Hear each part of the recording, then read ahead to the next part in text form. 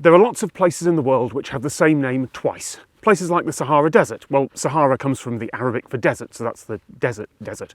Or the River Avon. Avon originally meant river, so it's the river.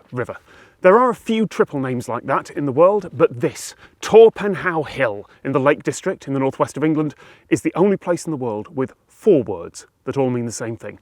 Tor, Old English for hill, Pen, Old Welsh for hill, How, Old English for a slightly different kind of hill, and finally, Modern English, hill, Torpenhow Hill. I know it's not a massively impressive place, but the name is good. Except that's a story that's been debunked quite a few times. Double and triple place names are a thing, that's true. They tend to happen because centuries ago locals would name the nearby hill or river or mountain or desert the obvious name, like the Hill. And then when folks with other languages arrived for trade or conquest or exploration, they added their word for it as well. But the trouble here is, there is no Torpenhow Hill marked on any official map.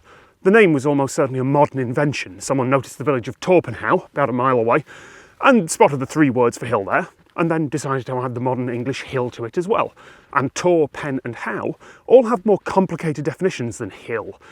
It's not really hill, that village. You could plausibly translate Torpenhow as just, well, the land the village sits on, a small rise jutting out of a much bigger incline. This is just a bump on the side of an actual big hill. I don't have a drone with me, but Google Earth shows it well enough. Also, the village's name is Trepenna. It's spelled Torpenhow, but the local pronunciation is Trepenna. So you can tell who's done the research when this is mentioned in a list of weird place names. In reality, there is just the village of Trepenna. Torpenhow Hill doesn't exist. That's the debunk.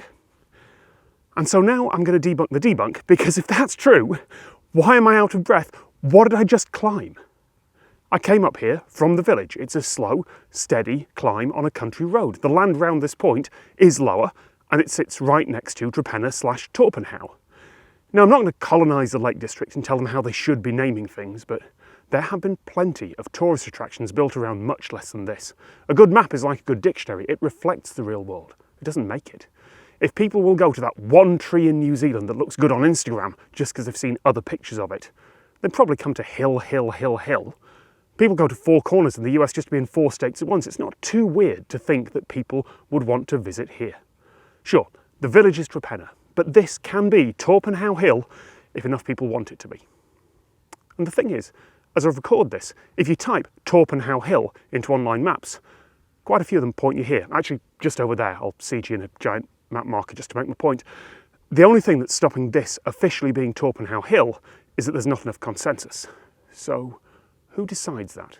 Because I do worry about coming to places like this. This is a public footpath. I didn't have to ask permission to be here, but I have a duty of care to the locations I visit and to people who live there.